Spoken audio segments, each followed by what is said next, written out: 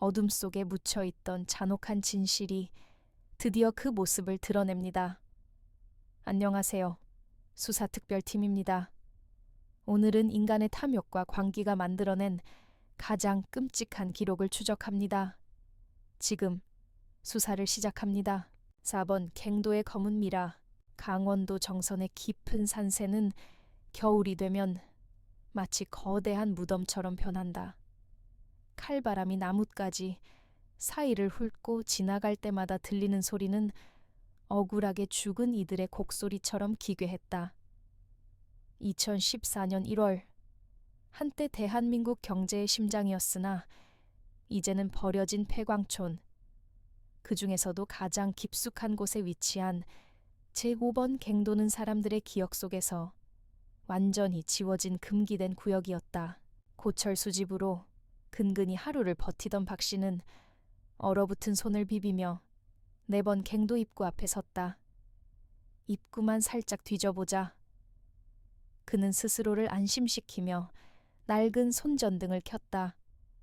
갱도의 입구는 낡은 목재와 콘크리트로 봉인되어 있었지만 오랜 세월 풍화된 탓에 한 사람이 겨우 비집고 들어갈 만한 틈이 벌어져 있었다. 그 틈새로 발을 들이미는 순간 1월의 한파조차 압도하는 기분 나쁜 온기가 그의 뺨을 스쳤다.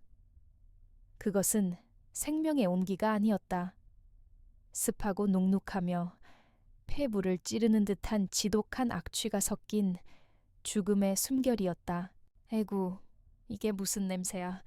짐승이라도 썩었나? 박 씨는 코를 막으며 손전등 불빛을 깊은 곳으로 비췄다. 갱도 안은 암흑 그 자체였다. 빛이 닿는 곳마다 검은 석탄 가루가 눈처럼 쌓여 있었고 천장에서는 정체를 알 수 없는 검은 물방울이 뚝뚝 떨어졌다. 그는 고철을 찾기 위해 안으로 더 깊숙이 발을 옮겼다. 갱도 벽면을 따라 걷던 그의 발끝에 무언가 묵직한 것이 걸렸다. 손전등 불빛이 그곳을 향했다. 비명조차 제대로 나오지 않았다. 박 씨는 그대로 바닥에 주저앉아 뒷걸음질 쳤다. 불빛이 비춘 곳에는 인간이었던 무언가가 기괴한 자세로 놓여 있었다. 그것은 시체라기보다는 검은 돌덩이에 가까웠다.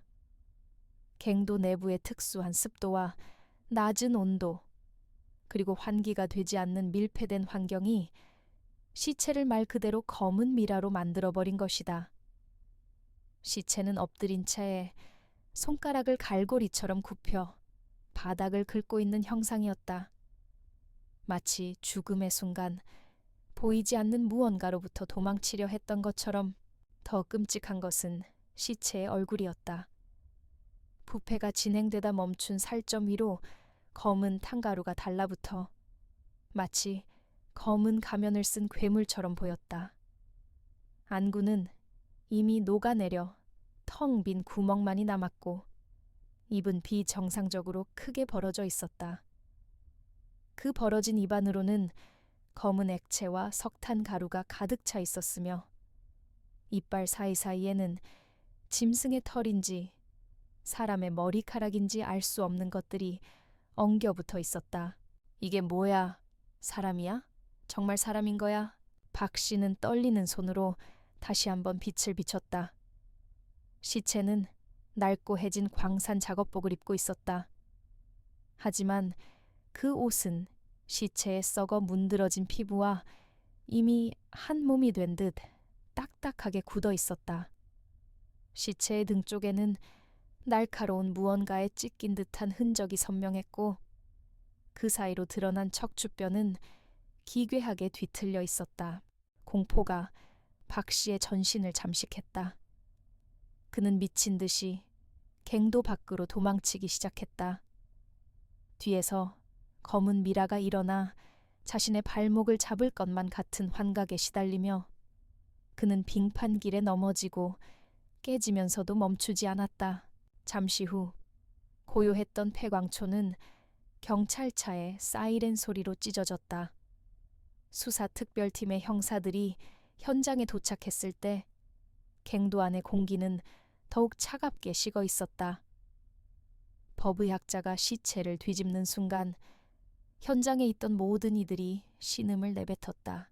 미라가 된 시체의 가슴팍 아래 굳어버린 옷 안쪽에서 발견된 것은 다름 아닌 시가르 쥐약 봉지 아벤이었다. 그리고 그 시체가 마지막까지 움켜쥐고 있던 흙 속에서는 찢겨나간 여자의 옷가지 조각이 발견되었다. 이것은 단순한 사고가 아니었다. 어둠이 집어삼킨 4번 갱도 안에서 누군가는 인간이 겪을 수 있는 가장 고통스러운 방식으로 서서히 숨이 끊어갔던 것이다. 여러분, 이 첫 장면을 상상해 보십시오.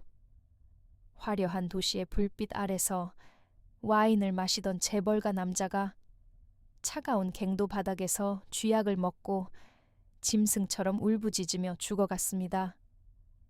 그가 입고 있던 작업복은 과연 누구의 것이었을까요? 그리고 그가 죽어갈 때 갱도 밖에서 그 비명을 듣고 있던 사람은 누구였을까요? 이제 겨우 서막일 뿐입니다. 이 검은 미라의 정체가 밝혀지는 순간 여러분은 인간이 얼마나 잔혹해질 수 있는지 목격하게 될 것입니다. 얼음 가면의 미망인 국립과학수사연구원의 부검실은 지독한 소독약 냄새와 냉기로 가득했다. 부검대 위에 놓인 검은 미라는 이제 더 이상 공포의 대상이 아닌 차가운 증거물에 불과했다. 하지만 부검의인 초의 박사가 사체의 입안을 절개하는 순간 참관하던 형사들 사이에서 짧은 신음이 터져 나왔다. 이게 사람의 위장입니까? 아니면 쓰레기통입니까? 사체의 위장 안에서는 반쯤 녹은 쥐약 덩어리와 함께 기괴한 것들이 쏟아져 나왔다. 석탄 가루와 뒤섞인 정체불명의 점액질, 그리고 그 속에서 유난히 날카롭게 빛나는 조각들이 있었다. 그것은 누군가의 부러진 손톱이었다. 억지로 잡아뜯긴 듯 피 멍울이 맺힌 손톱 조각들이 남자의 뱃속에서 발견된 것이다. DNA 분석 결과는 더욱 충격적이었다. 검은 석탄 가루를 뒤집어 쓴 채 비참하게 죽은 남자의 정체는 대한민국 상위 1%의 삶을 살던 건설 재벌가의 후계자 박진호였다. 화려한 강남의 펜트하우스에서 자고 나면 수억 원이 오가는 계약서에 사인하던 손이 강원도 폐광의 흙바닥을 긁으며 멈춘 것이다.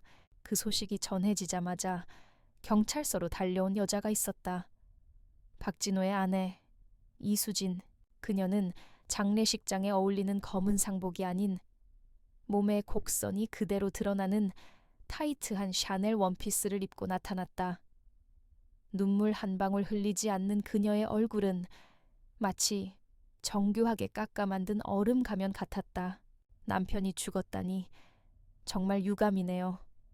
하지만 그는 이미 3개월 전부터 집에 들어오지 않았어요.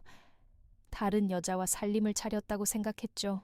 수진의 목소리는 너무나 담담해서 소름이 끼칠 정도였다. 형사들이 박진호의 부패한 시체 사진을 그녀의 앞에 들이밀었을 때도 그녀는 눈 하나 깜빡이지 않았다. 오히려 그녀의 시선은 시체의 뒤틀린 손가락이 아닌 남편이 차고 있던 사라진 롤렉스 시계 자국에 머물렀다. 박진호 씨는 죽기 직전 극심한 고통 속에서 자기 손톱을 뜯어먹을 정도로 발악했습니다. 이수진 씨, 당신은 정말 아무것도 모릅니까? 수사팀장의 날카로운 질문에 수진은 비로소 입꼬리를 살짝 올리며 미소 지었다. 그것은 슬픔이 아닌 기괴한 해방감의 표현이었다. 그날 밤 수사팀은 수진의 저택 쓰레기통에서 타다 남은 일기장을 발견했다. 그곳에는 박진호가 그녀에게 가했던 상상 초월의 가학적인 행위들이 피 묻은 글씨로 기록되어 있었다. 그리고 일기장의 마지막 장 1월 1일자 기록은 단 한 문장으로 끝났다. 드디어 그 악마를 지옥으로 보낼 준비가 끝났다. 하지만 수지는 알지 못했다. 그녀가 지옥으로 보낸 것은 남편뿐만이 아니었다. 그녀 역시 그날 밤 갱도 안에서 남편의 사체를 유기하던 또 다른 공범의 그림자에 발을 들였기 때문이다. 그 공범은 바로 박진호의 가장 충직한 사냥개이자 수진의 비밀 연인이었던 기술자 김도현이었다. 여러분 보셨습니까? 죽은 박진호의 위장에서 나온 손톱 조각들. 그것은 그가 죽기 직전까지 누군가를 향해 갈구했던 마지막 처절한 저항이었을까요? 아니면 자신의 몸을 스스로 뜯어먹을 만큼 고통스러웠다는 증거일까요? 아내 이수진의 저 차가운 미소 뒤에는 무엇이 숨겨져 있을까요? 남편을 죽이고 재산을 차지하려는 단순한 욕망일까요? 아니면 수십 년간 쌓여온 피의 복수일까요? 이제 수사는 폐광의 설계도를 완벽히 알고 있던 남자 김도현에게로 향합니다. 다음 장에서는 그들이 어떻게 박진호를 산채로 갱도 안으로 끌고 갔는지 그 잔혹한 도살의 과정이 공개됩니다. 절대 혼자 보지 마세요. 도살자의 설계도, 강원도의 찬바람이 펜트하우스의 두꺼운 통유리를 때릴 때마다 실내의 공기는 기묘한 긴장감으로 얼어붙었다. 2013년 12월 31일 세상이 새해의 희망으로 들떠 있을 때 이곳에선 단 한 남자를 말살하기 위한 가장 정교하고 잔혹한 설계가 완성되고 있었다. 김도현. 그는 한때 정선 광산의 유능한 엔지니어였으나 지금은 박진호의 밑바닥 뒤처리를 도맡는 충직한 사냥개였다. 하지만 사냥개는 주인의 허벅지 살을 뜯을 기회만을 엿보고 있었다. 도현은 박진호가 술에 취해 자신을 돈으로 산 장난감 취급할 때마다 갱도 깊숙한 곳의 설계도를 머릿속에 그렸다. 어디가 가장 어둡고 어디가 가장 환기가 안 되며 어디가 비명소리를 완벽하게 집어삼킬 수 있는지. 도현 씨, 준비됐어? 이수진의 목소리는 차가웠지만 그 안에는 억눌린 사리가 들끓고 있었다. 그녀의 눈가에는 어제 박진호가 던진 크리스탈 잔에 맞은 멍 자국이 선명했다. 도현은 말없이 그녀의 손을 잡았다. 그들의 결합은 사랑이 아니었다. 그것은 악마를 도살하기 위한 피의 계약이었다. 밤 11시 박진호는 만취한 채 집으로 돌아왔다. 그는 소파에 쓰러져 수진에게 폭언을 쏟아냈다. 야, 이 쓸모없는 년아. 내일이면 내 애인이 이 집에 들어올 거야. 넌 짐 싸서 나가. 박진호는 낄낄거리며 수진의 얼굴에 술을 내뿜었다. 그리고는 갈증을 느낀 듯 수진이 내미는 레몬수를 단숨에 들이켰다. 그것은 평범한 레몬수가 아니었다. 도현이 공사 현장에서 구해온 일반적인 치사량의 10배가 넘는 농축 액상 쥐약이 섞인 사약이었다. 쥐약의 주성분인 스트리크닌이 혈관을 타고 전신으로 퍼지기 시작했다. 박진호의 눈동자가 비정상적으로 확장되더니 온몸의 근육이 뒤틀리기 시작했다. 커, 끄, 비명조차 나오지 않았다. 근육이 강직되면서 척추가 활처럼 휘어졌다. 박진호는 소파 아래로 굴러떨어져 바닥을 긁어댔다. 그의 손톱이 대리석 바닥을 긁으며 하나둘씩 부러져 나갔지만 마비된 신경은 통증조차 느끼지 못한 채 경련만을 반복했다. 수지는 그 모습을 내려다보며 식탁에 앉아 식어버린 컵라면을 먹기 시작했다. 후루룩 소리가 거실에 울려 퍼졌다. 남편이 거품을 물고 사지가 뒤틀리며 죽어가는 동안 그녀는 가장 평온한 표정으로 허기를 채웠다. 아직 안 죽었네. 생명력 하나는 끈질기네. 이 쓰레기. 도현이 어둠 속에서 나타났다. 그는 아직 숨이 붙어있는, 아니 고통의 절정에서 허우적거리는 박진호의 몸을 커다란 등산용 가방에 구겨 넣었다. 뼈가 으스러지는 소리가 났지만 상관없었다. 어차피 죽을 곡이었으니까. 그들은 박진호를 싣고 강원도 4번 갱도로 향했다. 눈보라가 치는 산길은 범죄를 감추기에 완벽한 커튼이었다. 도현은 미리 준비해둔 낡은 광산 작업복을 꺼냈다. 그는 박진호의 명품 수트를 칼로 찢어발기고 그 위에 때 묻은 작업복을 입혔다. 진호야, 네가 그렇게 경멸하던 광부들의 옷이다. 어때? 따뜻하지? 도현은 박진호를 갱도 가장 깊은 곳, 습기가 차고 쥐들이 득실거리는 구석에 던져버렸다. 박진호는 의식이 흐릿한 상태에서도 본능적으로 살기 위해 바닥을 기었다. 하지만 도현은 차갑게 웃으며 그의 발목을 밟아 으스러뜨렸다. 여기서 천천히 썩어가라. 네가 가진 그 수천억의 돈도 이 어둠 속에선 아무런 힘이 없을 거다. 도현과 수지는 갱도를 나오며 입구를 완벽하게 봉인했다.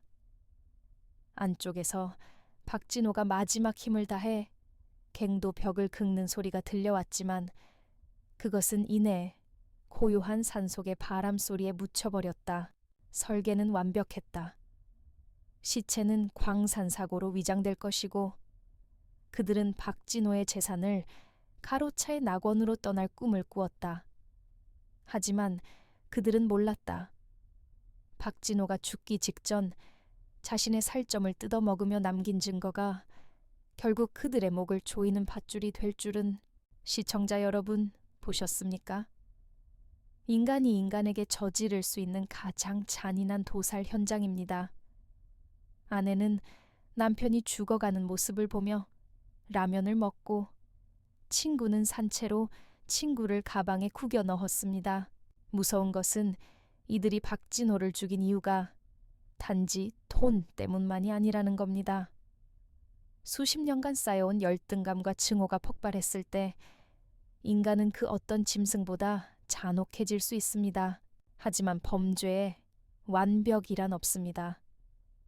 도현이 박진호에게 입힌 그 작업복, 그리고 박진호가 마지막 순간 뱃속에 삼킨 손톱 조각들, 이것들이 어떻게 이 2마리 악마를 잡아내는지 다음 장에서 본격적인 추격전이 시작됩니다. 끝까지 채널 고정해주세요. 피 묻은 롤렉스 완벽한 범죄는 없다. 다만 인간의 끝없는 탐욕이 만들어낸 일시적인 착각이 있을 뿐이다. 김도현은 갱도 입구를 봉인하던 그 순간 박진호의 손목에서 차갑게 빛나던 5억 원 상당의 한정판 롤렉스 데이토나를 보았다. 쥐약에 중독되어 사지가 뒤틀린 주인의 몸뚱이는 쓰레기였지만 그 손목에 감긴 금속 덩어리는 도현에게 새로운 신분증이었다.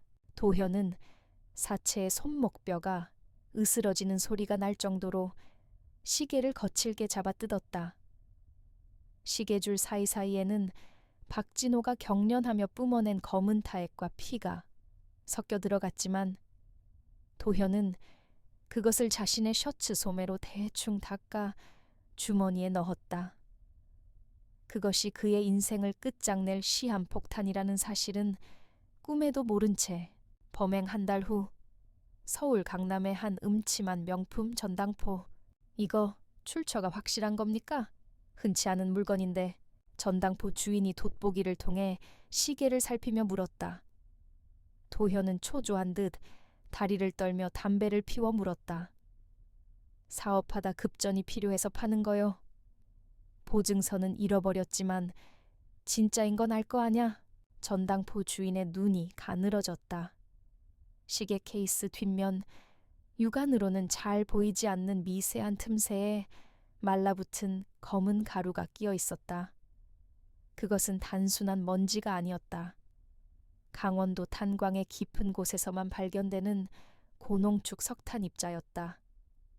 그리고 무엇보다 그 시계의 시리얼 넘버는 이미 실종된 박진호의 소유로 등록되어 경찰의 추적 리스트에 올라 있었다. 같은 시각 수사특별팀의 본부. 대장님, 강남 전당포 연합망에서 신호가 왔습니다. 박진호 명의의 롤렉스 데이토나. 지금 방금 매물로 나왔습니다. 화면 위로 도현의 거친 인상착의가 찍힌 CCTV 화면이 떠올랐다. 수사팀장 강 형사는 차갑게 미소 지었다. 사냥개 놈이 결국 주인 고기를 먹다가 체했군. 출동해. 도현은 전당포를 나오자마자 무언가 잘못되었음을 직감했다. 거리의 공기가 평소보다 무거웠다. 그는 급히 자신의 낡은 트럭으로 향했지만 이미 골목 양쪽에서는 검은색 승합차들이 그의 앞뒤를 가로막고 있었다. 김도현, 꼼짝 마. 살인 및 사체유기 혐의로 체포한다. 도현은 저항하려 했지만 강 형사의 강력한 테이크다운에 바닥으로 처박혔다. 차가운 아스팔트 바닥에 얼굴이 눌린 채 도현은 비명을 질렀다. 난 모르는 일이야. 이건 주운 거라고. 하지만 강 형사는 도현의 주머니에서 갓 챙긴 현금 뭉치와 아직 팔지 못한 박진호의 금반지를 꺼내 보였다. 주웠다고? 갱도 남원방 바닥에서. 아니면 친구 목숨값으로 받은 거냐? 도현이 체포되었다는 소식은 즉시 이수진에게 전달되었다. 그녀는 자신의 대저택 침실에서 와인을 마시고 있었다. 뉴스를 접한 그녀의 손이 미세하게 떨렸다. 그녀는 알고 있었다. 도현 같은 멍청한 놈은 고문 몇 번이면 모든 것을 자백할 것이라는 사실을. 수지는 조용히 금고를 열어 미리 준비해둔 독극물 앰플을 꺼냈다. 도현 씨, 당신이 입을 열기 전에 내가 먼저 당신을 침묵시켜야겠네. 그녀의 눈빛은 더 이상 인간의 것이 아니었다. 남편을 죽인 후 그녀의 영혼은 이미 그 갱도의 어둠 속에 동화되어 있었다. 여러분, 보셨습니까? 5억 원짜리 시계가 결국 인생의 마침표가 되었습니다. 친구를 죽이고 시체를 썩게 내버려 둔 채 그 손목에서 시계를 빼앗는 심정은 과연 어떤 것일까요? 김도현은 자신이 박진호를 이겼다고 생각했겠지만 사실 박진호는 죽어서도 그 시계를 통해 도현의 손목을 꽉 잡고 있었던 겁니다. 이제 수사는 도현의 입을 통해 이수진의 목에 밧줄을 걸 차례입니다. 하지만 이수진, 이 여자 보통이 아닙니다. 공범을 제거하기 위한 또 다른 사냥을 시작하려 하네요. 과연 수사특별팀이 그녀의 다음 살인을 막을 수 있을까요? 다음 장은 더 숨가쁘게 돌아갑니다. 취조실의 쥐새끼. 취조실의 공기는 무겁고 끈적했다.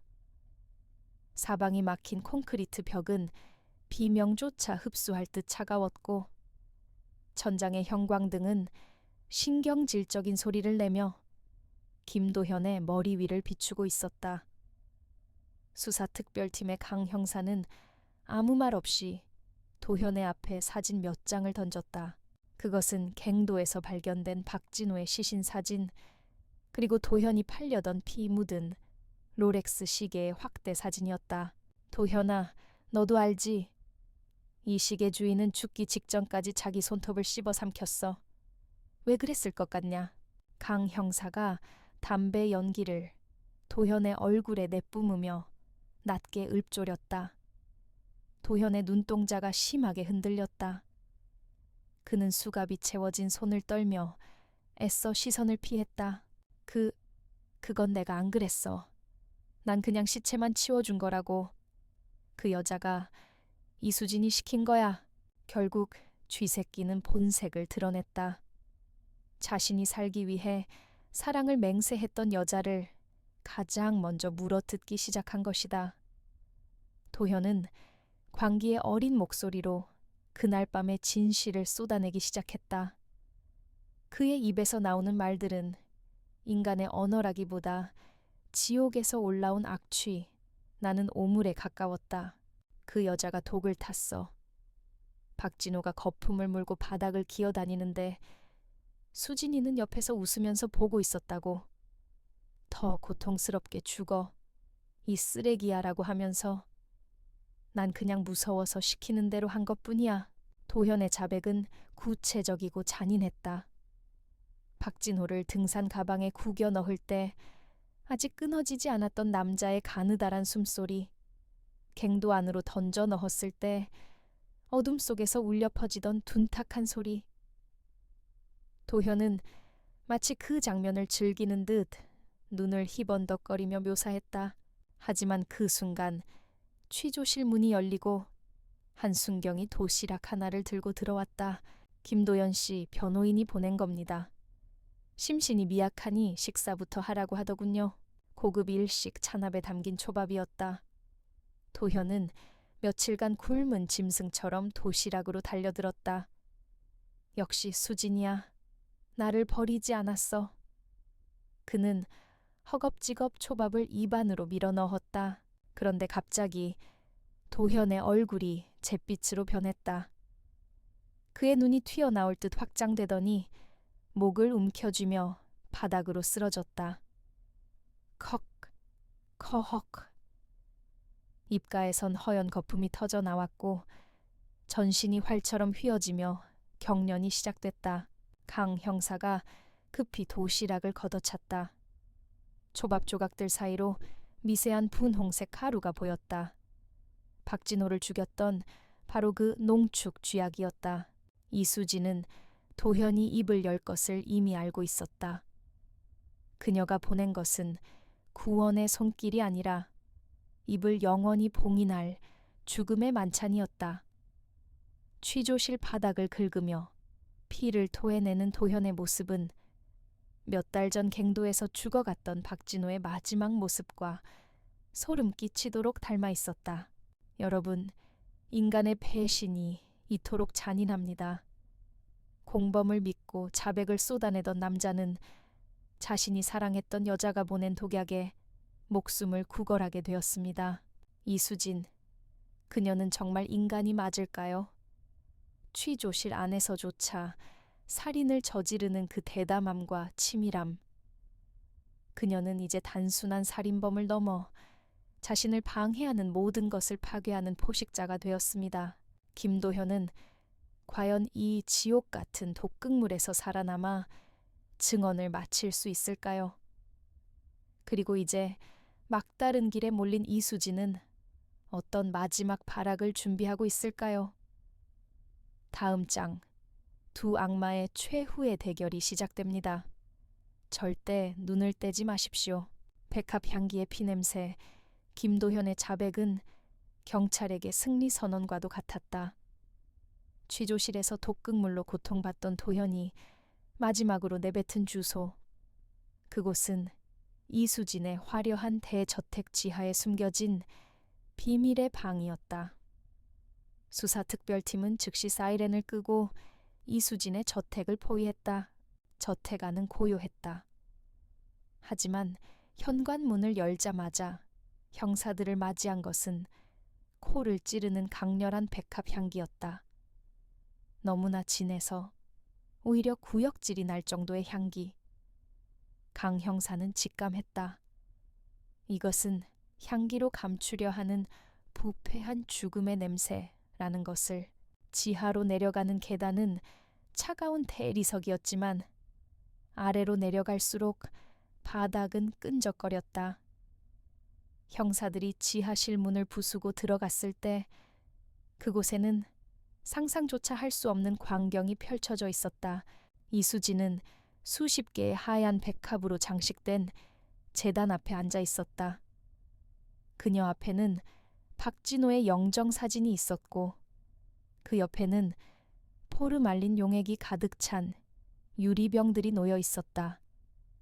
그 병 안에는 박진호에게서 잘라낸 신체 부위들이 마치 전시물처럼 보관되어 있었다.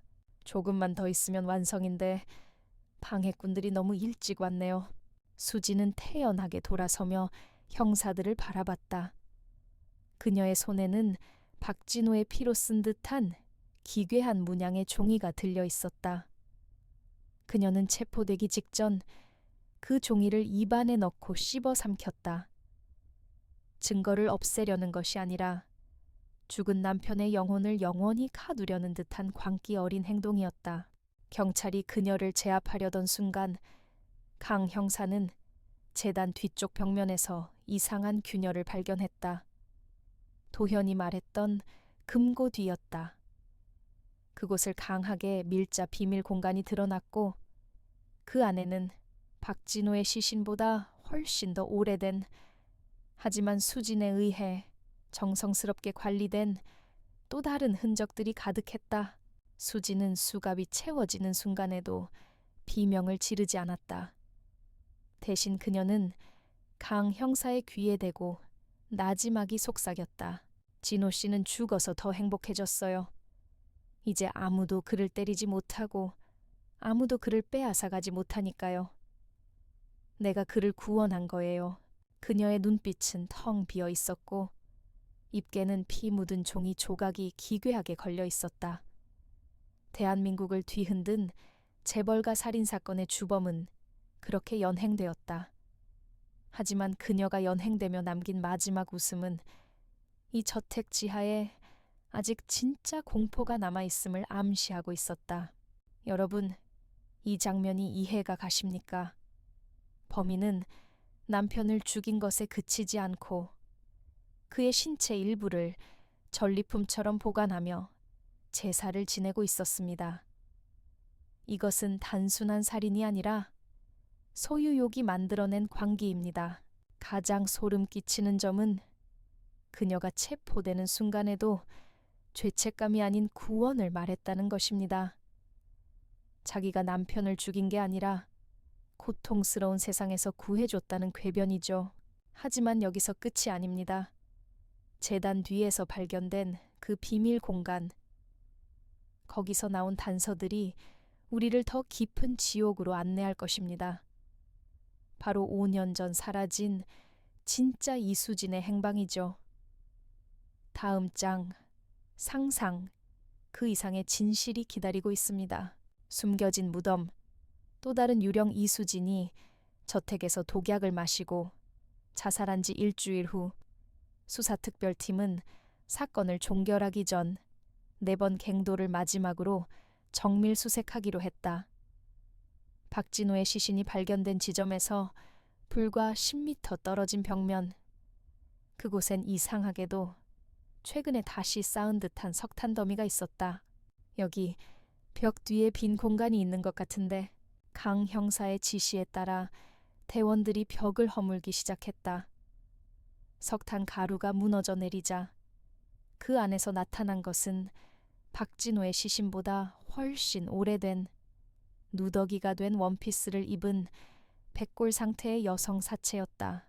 현장은 순식간에 비명소리로 가득 찼다. 감식 결과 이 사체는 5년 전 실종됐던 박진호의 전처이자 재벌가 가문의 진짜 며느리였던 진짜 이수진으로 밝혀졌다.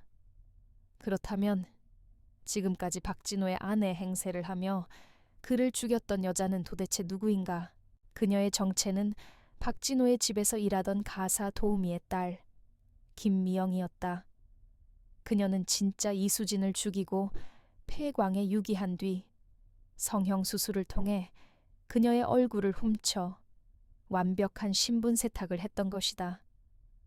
박진호는 자신의 아내가 가짜라는 사실을 뒤늦게 눈치챘고 김미영은 자신의 정체가 탄로 날까봐 김도현을 이용해 그를 살해한 것이었다. 갱도 안의 공기는 얼어붙었다. 박진호는 자신이 전처를 죽여 묻었던 바로 그 갱도에서 자신과 똑같은 처지로 죽어간 셈이다. 악마가 악마를 묻은 그야말로 지옥의 연쇄골이었다. 여러분, 이 소름 끼치는 반전을 믿으시겠습니까? 우리가 지금까지 이수진이라고 믿었던 여자는 사실 얼굴을 훔친 괴물이었습니다. 그녀는 신분뿐만 아니라 남편의 목숨, 그리고 그 가문의 모든 것을 통째로 집어삼키려 했던 겁니다. 더욱 무서운 건 박진호 역시 전처를 죽인 살인자였다는 사실입니다. 자신이 아내를 죽여 묻은 장소에서 가짜 아내에게 죽임을 당한다니, 이것이야말로 가장 잔인한 인과응보가 아닐까요? 이제 마지막 장으로 넘어갑니다. 이 모든 비극이 끝난 후 과연 누가 마지막에 웃고 있을지 확인해 보시죠. 피해 유산과 마지막 비명 모든 범인들이 죽거나 감옥에 갇혔지만 박진호가 남긴 수천억 원의 유산은 행방이 묘연했다. 수사특별팀은 이수진, 김미영, 이 죽기 전 마지막으로 연락했던 번호를 추적했다. 그 번호는 뜻밖에도 스위스의 한 사설은행으로 연결되어 있었다. 사건이 발생하고 1년 뒤 강 형사는 익명의 제보자로부터 영상 하나를 받게 된다. 그것은 이수진의 저택 지하 금고 안 비밀리에 설치된 홈캠 영상이었다. 영상 속에는 박진호가 독약이 든 레몬수를 마시고 쓰러지는 장면이 생생하게 담겨 있었다. 하지만 충격적인 것은 그 다음이었다. 이수진과 김도현이 시신을 가방에 넣고 방을 나간 뒤 화면 구석에서 한 어린아이가 걸어 나왔다. 이수진이 박진호 몰래 낳아 길렀던 존재조차 알려지지 않은 아들이었다. 아이는 아빠의 손톱 조각이 흩어진 것일 바닥을 무표정하게 바라보더니 엄마가 남긴 와인잔을 들고 한 모금 마셨다. 그리고 아이는 카메라를 향해 엄마와 똑같은 소름 끼치는 미소를 지으며 나지막이 속삭였다. 이제 다 내 거야. 영상은 거기서 끝났다. 수사팀이 급히 아이의 행방을 찾았지만 아이는 이미 거액의 유산과 함께 해외로 사라진 뒤였다. 강원도 4번 갱도는 영구 폐쇄되었지만 인근 주민들은 여전히 눈보라가 치는 밤이면 갱도 깊은 곳에서 두 남자의 비명소리와 함께 어린아이의 웃음소리가 들려온다고 말한다. 인간의 탐욕이 만들어낸 그 끔찍한 피해 유산은 아직 끝나지 않은 채 어딘가에서 숨을 죽이며 다음 사냥감을 기다리고 있을지도 모른다. 시청자 여러분, 이것이 바로 수사특별팀이 밝혀낸 마지막 진실입니다. 가장 순수해야 할 아이의 눈에 비친 것은 부모의 살인 현장이었고 그 아이가 배운 것은 사랑이 아닌 완벽한 약탈이었습니다. 결국 이 사건의 진짜 승자는 죽은 자들도 감옥에 간 자들도 아닌 그 모든 악행을 지켜보며 자라난 괴물의 후계자였습니다.